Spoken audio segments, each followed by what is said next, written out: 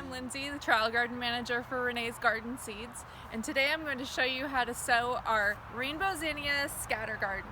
Scatter can gardens that we offer are really great for sowing a large area with easy to grow, very showy flowers that'll last for months. So I have a nice big bed here, as you can see, which is great because these scatter cans cover a nice amount of space, about 400 square feet.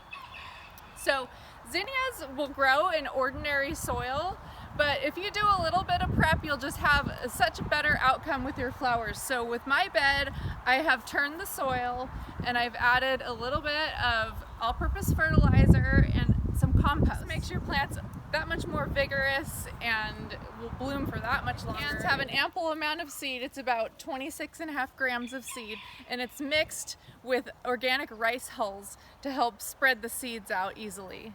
So first things first, I shake it up really well. I've got my seed all shaken up with the rice hulls, and I'll just take a big scoop in my hand. And what you're going to do is broadcast evenly across your bed, trying not to get it too thick and very even. So the rice hulls make it really easy to see your spacing.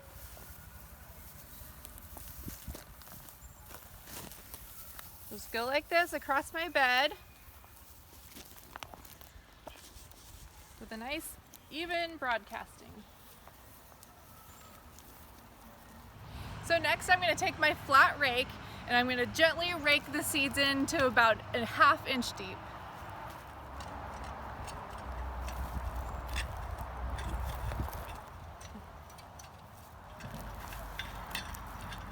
So I have my seeds all raked in, and I want them to have pretty good cover.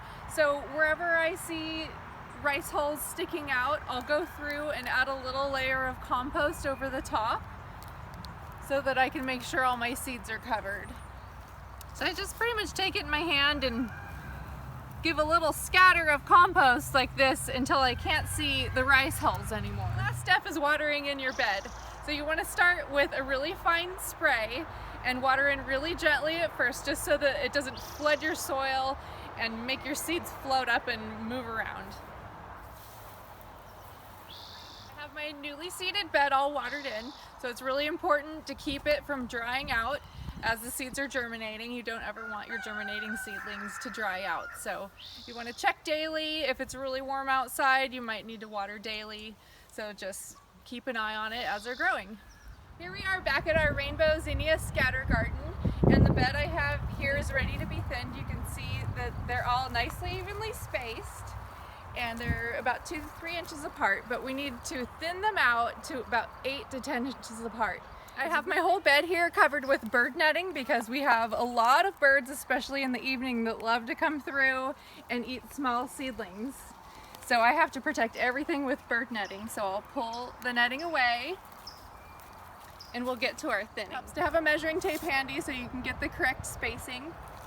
So I'll just pick an area and start. And I'm aiming for 8 to 10 inches apart.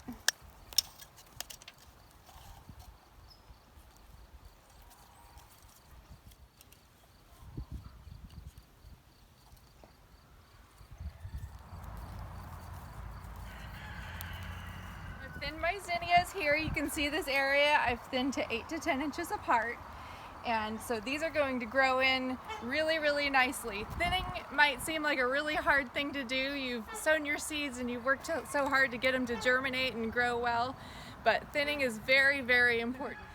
With less crowding, you'll just have healthier, stronger plants that can grow to their full potential. If they're too close together, they just don't have enough room for their roots to establish, and they'll be stunted and won't be as big and beautiful as they could be. So here we are back at our zinnia scatter garden, and as you can see, they're growing really well. Last we checked in, I was thinning the zinnias to about 8 inches apart, and you can see that does so well for them. Each plant is really robust and nothing looks stunted, and this is why thinning is so important. So here we are back at our zinnia scatter can garden, and as you can see, this is at peak full bloom, and this is just 3 months after sowing them from seed. Nothing is stunted at all. They're growing to their full height because we did the correct thinning early on, And since they have good airspace between them, that will help them not get powdery mildew later in the season. And the pollinators love these flowers. I've been watching the hummingbirds and swallowtail butterflies and bees visit these all day long. So the great thing about this can is it provides enough flowers for the pollinators and for you to cut enough bouquets for yourself all season long.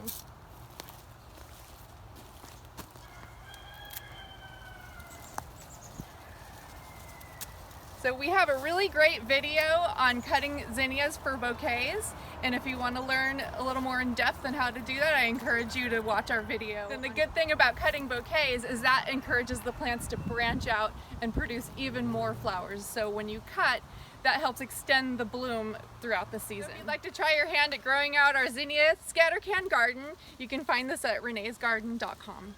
Thank you for watching.